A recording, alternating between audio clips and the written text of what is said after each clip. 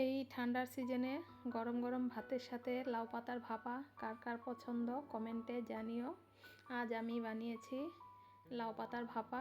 তো শুভ দুপুর সবাইকে। সবাই তোমরা কেমন আছো? আশা করছি তোমরা সবাই ভালো আছো। এখানটায় দেখো আমি পোস্ত দানা নিয়েছি, কাজু, সাদা তিল, সরিষা, কাঁচা লঙ্কা নিয়েছি। এখন লাউ পাতার শিরগুলো আমি ফেলে দেব। ফেলে দিয়ে ভালো করে ধুয়ে এগুলো আমি কেটে নেব।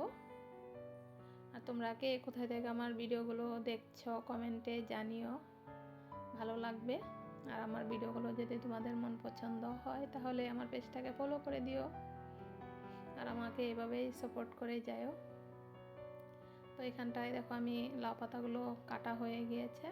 এখন মিক্সিতে জারে সবগুলো দিয়ে দিয়েছি, কাজু, তিল, সরিষা, কাঁচা লঙ্কা এগুলো দিয়ে একটুখানি জল দিয়ে আমি স্মুথ একটা পেস্ট বানিয়ে নেব। তো এখন আমি এই লাউ পাতাত স্বাদ মতো নুন দিয়ে দেব আর দিয়ে দেব ওই পেস্টটা, আর কাঁচা লঙ্কা দেব আর সরিষার তেল দেব, কাঁচা সরিষার তেল দিয়ে এগুলোকে ভালো করে মেখে নেব। আর একটুখানি হলুদ গুঁড়ো দেব, দিয়ে এগুলোকে মেখে আমি 5 মিনিটের জন্য রেস্টে রেখে দেব। আর খেতে জাস্ট অসাধারণ লাগে, তোমরা একবার ট্রাই করে দেখো, ভীষণ টেস্ট হয়েছে খেতে।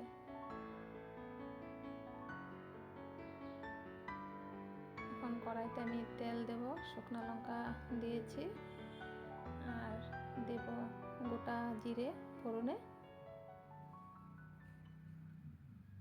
এখন লাউ পাতাগুলো দিয়ে দেব। তোমরা এটা টিফিন বাটিতে ভরে ভাপিয়ে নিতে পারো জল দিয়ে কড়াইতে। আমি ওইভাবেও বানাই, কিন্তু আজ এইভাবে বানিয়েছি। এভাবে বানিলেও টেস্ট হয় খেতে। এখন একটু জল দিয়ে দেব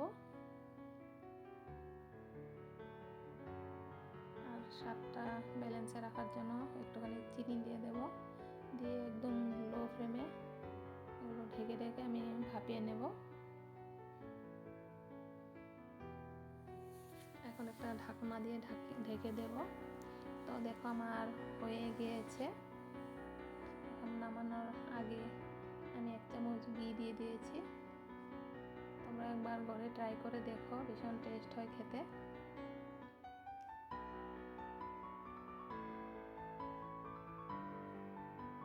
তাহলে এখনকার মতন আসি, সবাই ভালো থেকো, সুস্থ থেকো। এখন এটা নামিয়ে নেব আমি।